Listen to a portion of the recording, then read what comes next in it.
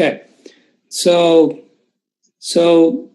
I think what Nat Geo means is that the amount of plastic can be sort of distributed as opposed to concentrated, and therefore it would be diluted. But the dilution in this case does not necessarily mean that the plastic will be dissolved, will disappear. I think this question refers to the fact that there is a saying in English. They say the solution to pollution is dilution. And what they are trying to say is that if you have a lot of plastic, basically if it's a spread as opposed to concentrated, it can actually you can ameliorate some of the potential damages that it could have to the oceans. And in this case, the damages can be in terms of wildlife, in terms of spread of chemicals, and others. Nevertheless, if because the plastic does not, the life of the plastic is very long in terms of hundreds of years, the fact that we continue to produce plastics more and more means that even if you are diluting, there is the world is finite.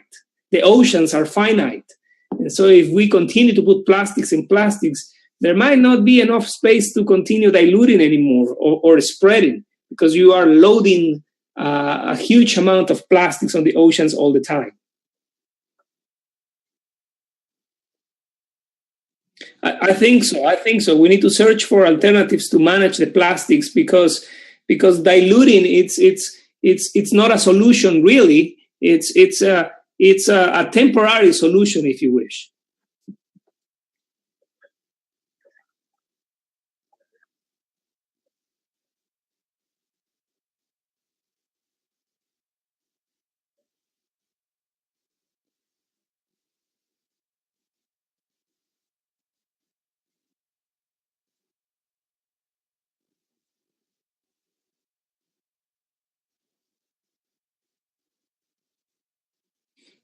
Okay, so I think that if those waves, and in this case sound waves, are not lost, and they have an impact in terms of the wildlife that lives in the oceans, that means that they can redistribute the geographical locations where certain types of wildlife tend to live, and so they can probably scare them, or they might even bring them back. Most likely they will, I think, scare them. So meaning that there will be areas where people then would say there used to be some type of fish in this area, but since the boats came around here, we haven't seen them anymore.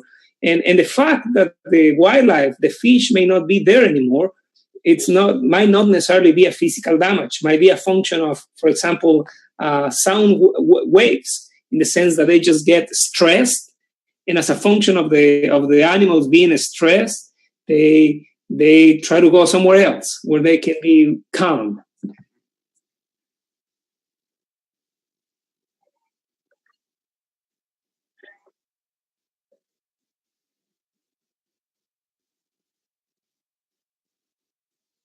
I do not. I don't have a number for that in the top of my mind.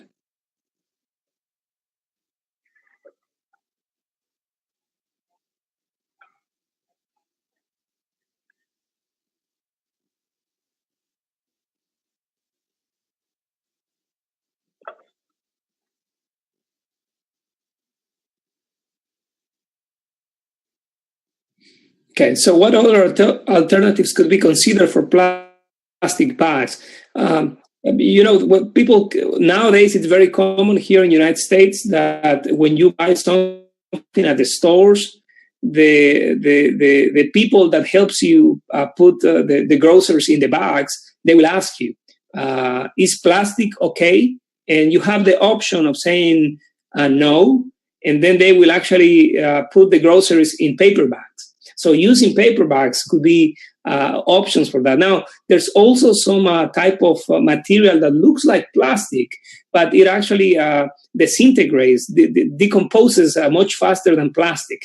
And so kind of a renewable or recyclable type of plastic. So those are alternatives to the common types of plastics that we know and that we have been using.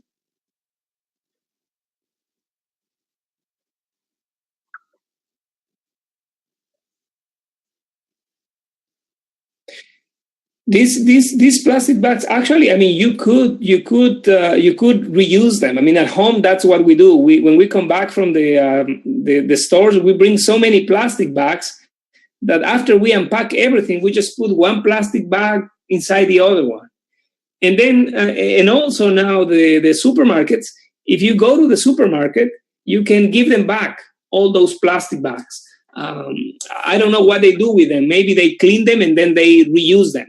That could be, but we at home, we reuse them as well. So we don't necessarily have to wait for somebody to do it for us. We start buying less bags for garbage because we use the plastic bags that we bring from the supermarket as garbage bags. Yeah.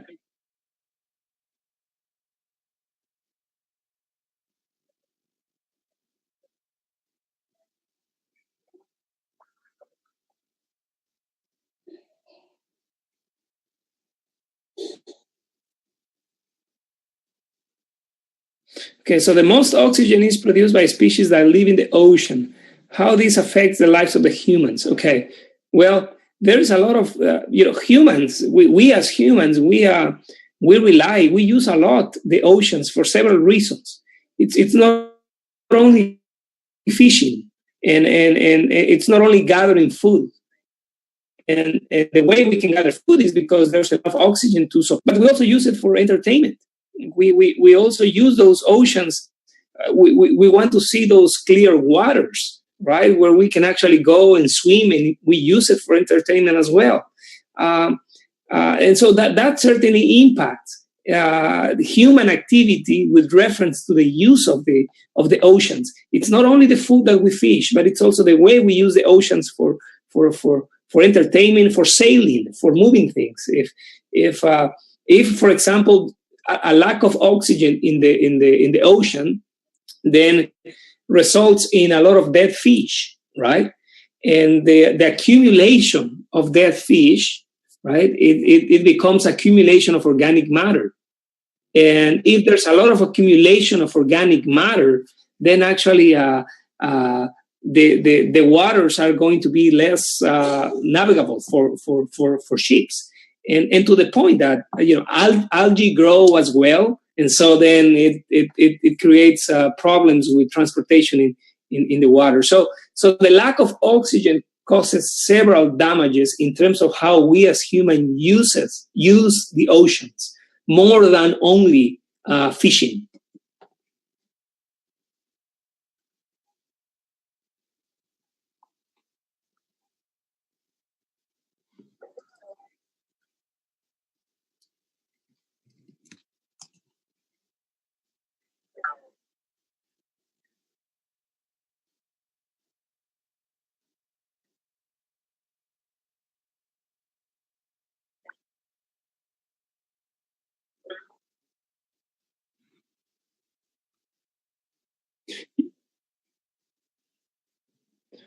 Yeah, I think. I mean, I know about it, and I think it's. It's certainly not a good thing. One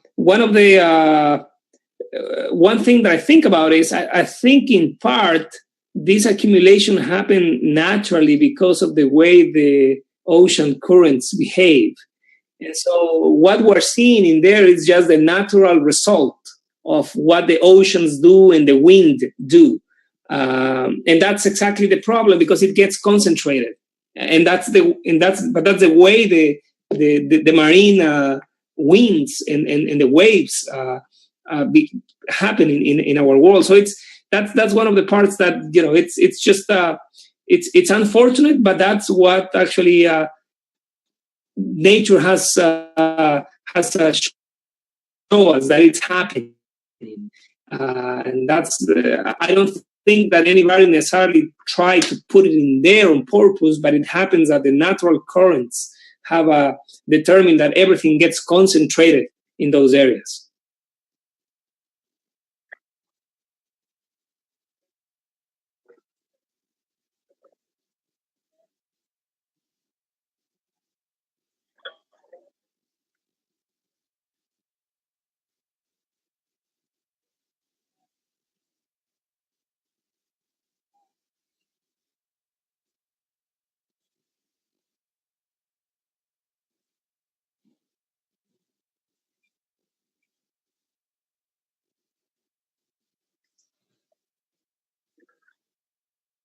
Yeah.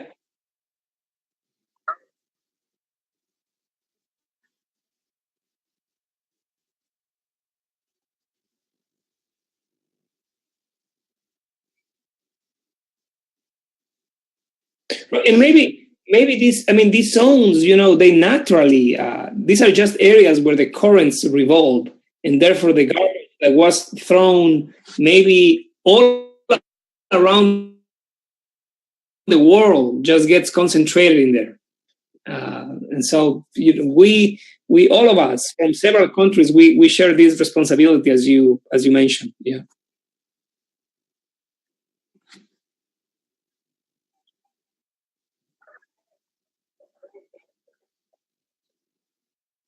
Well, I mean, this is one idea. I mean, the patches are there already, and the patches are areas where garbage naturally concentrate because of the way the currents work. And so therefore, I mean, in a way, we know where they are right now. And so we could go out there and try to clean them, collect all the garbage that has been accumulated. That could be the first step.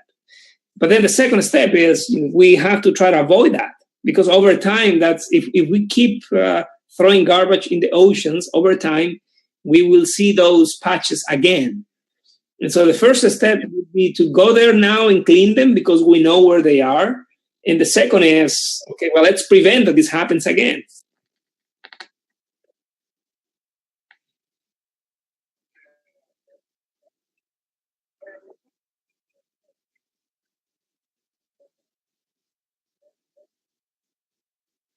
Yeah, I mean, I think there are several ways. Certainly, the most maybe common one that we know is when we refer to the death zones in the oceans, and basically the death zones can be caused by several things, but principally it's the lack of oxygen. And so, lack of oxygen, wildlife does not have oxygen to use, and also that causes, and also the concentration of nutrients, especially nitrogen and phosphorus, that cause algae growth. And then that algae, that algae again, it dies, it decomposes, it becomes organic matter, and then that reduces the amount of oxygen that it's available for the wildlife.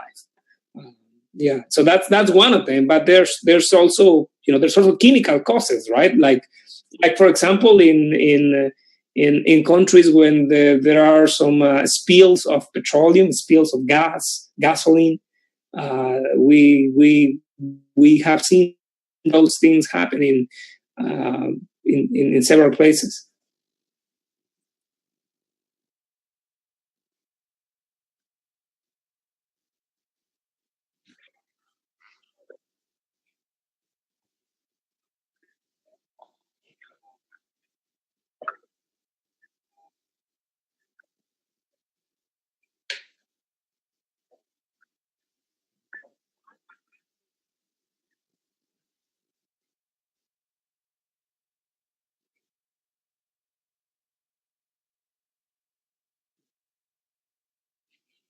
Yeah.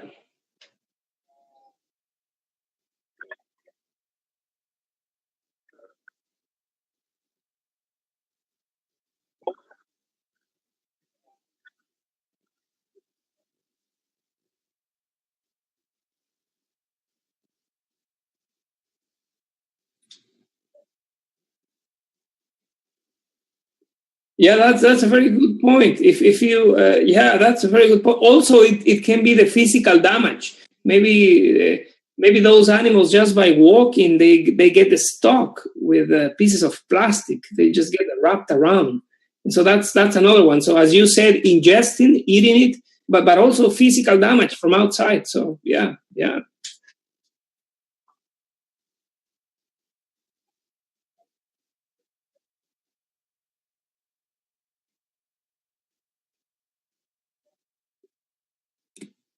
But I don't know. I don't have a number for that.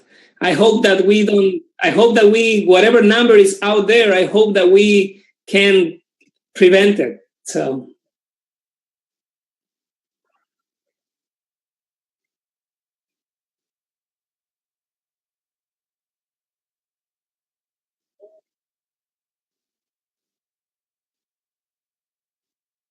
Yeah, I don't recall the specific names of the organizations, but I mean, I know of some projects, like, for example, the projects that go on in the Galapagos Islands, for example, which those projects can have several components. You know, one of them is actually to try to clean the waters, but the other one is also to try to preserve the species. And so they have these shelters of these areas where they would help the species that are under danger of extinction. And so those could be some of those projects that come to mind at this point.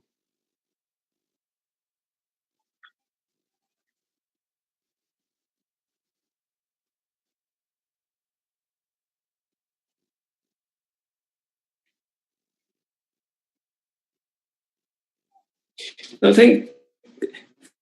thank you, and I think these are very important questions. I think I also I am glad to see that you are thinking about these topics, and more importantly, you are thinking in a positive way of how to provide solutions, not only to realize about the problem, but also thinking about how can we improve the situation. It is great that you are thinking in this way. Thanks for talking to me.